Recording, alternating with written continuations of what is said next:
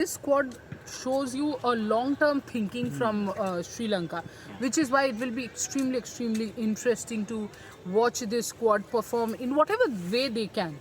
Hello and welcome to Rev Sports. This is Trisha. With me is of course Nehashish. There is nothing surprising, and no points, no money, nothing for guessing that we have come with a women's cricket show, and it is on Sri Lanka squad analysis, Yeah. SWOT analysis. Sri Lanka SWOT analysis. Well, India versus Sri Lanka to kick off in 2 days' time. On the 21st will be the first T20I, and then 23rd, 26th, 8th, and 30th. I will be there.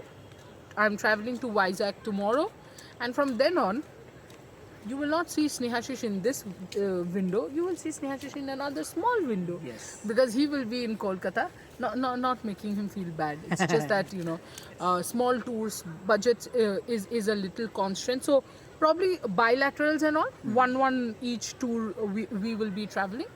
Come the England World Cup, both of us will be there. But you guys have to keep watching the show and keep supporting us for that to happen. Now, Sri Lanka. I think before we go into positives, first the squad, and we'll try to read the name. Properly. Yeah, Yes. let me try. Yes, thank you. Chamari Atapatu, captain. Nothing surprising. No problems in reading that name.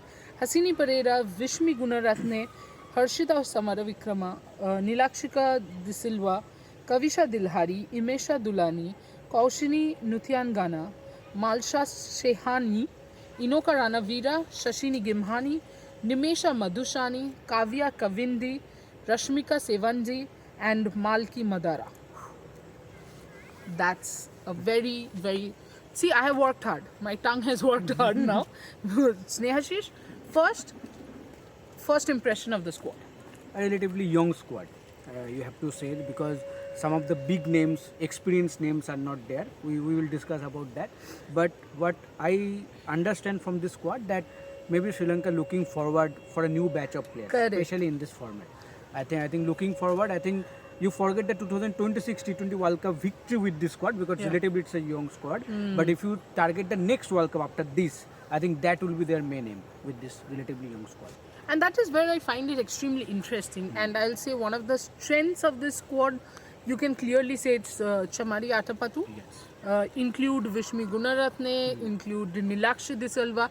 I think Nilakshika, sorry, not Yeah, Nilakshi. Nilakshika De Silva. Yeah, Nilakshika De Silva, I think is one of the most interesting prospects, especially in the shortest format of the game, because she can change the game with her those quick fire knocks towards the end.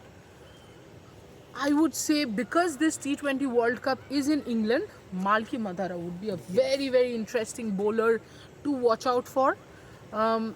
But yes, I completely agree with you. This shows that Sri Lanka has taken this brave call.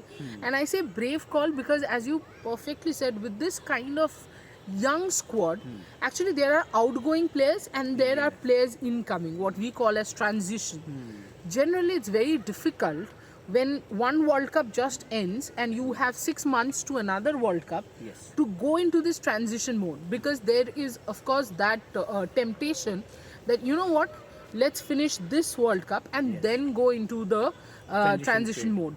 Yeah. But I would say kudos to the Sri Lanka management that they decided, you know what, if you keep delaying things, you will take more time.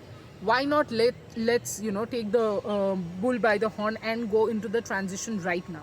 The other thing that happens, and actually we have started talking about opportunities first, but the other thing which this transition right now does is, say for example, the 17-year-olds, the 19 Yes. years old, the 23-year-olds, when they go into the 2028 T20 World Cup, whoever survives till then in the Sri Lanka team, They will be most experienced ones. exactly, and they would have played under pressure. They would have already played a World Exactly. Cup. The experience would have been there. And also by then they will be like 19-year-old or maybe 25 years old, 21-year-old. Yeah, So still a long career path is waiting for them. absolutely. And by 2028, if they manage to play all the matches till then, they will be one of the experienced players also in this team. And if you see the names, Shashini Gimani, Yeah. ambidextrous spinner, it's a rare I think talent. Gimani is the one I'm keen Yeah, to watch. Exactly. And obviously Kaiwa Kavandi, another streamer.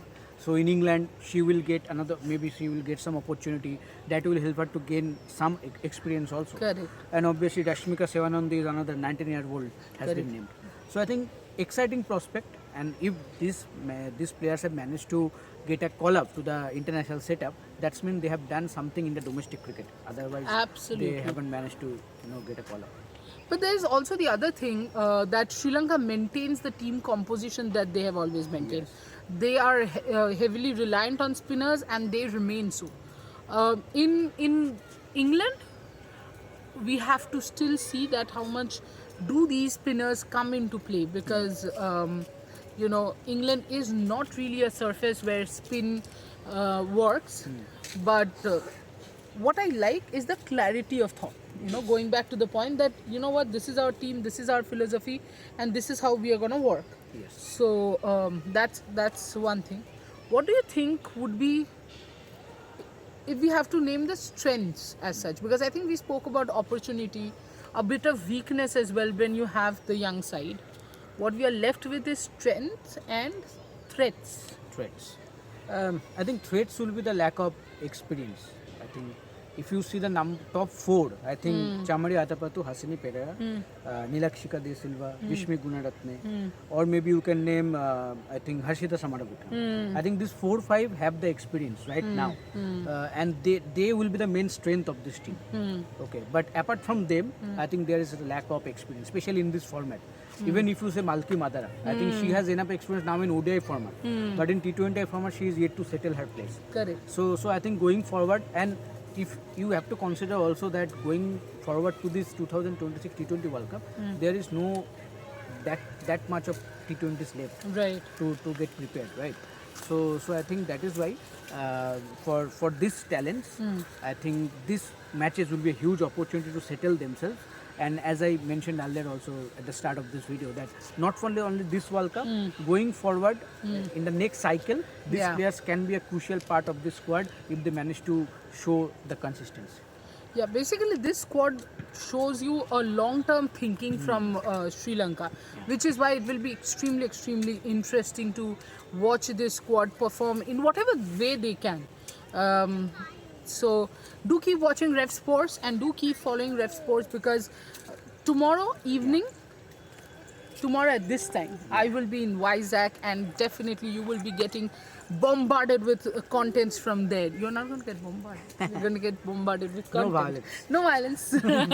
Only content. Yes. Do like, share, and subscribe, and watch the pre-show, the post-show of the match. Support us and share the content. Ask your friends to support us, because women's cricket is back again. Don't be the supporters who support Indian team when they win the World Cup or are in the semis and the finals. Support them when they are playing bilateral series as well. See you guys tomorrow again with the preview of the Yes. entire series. Yes, absolutely. Thank you.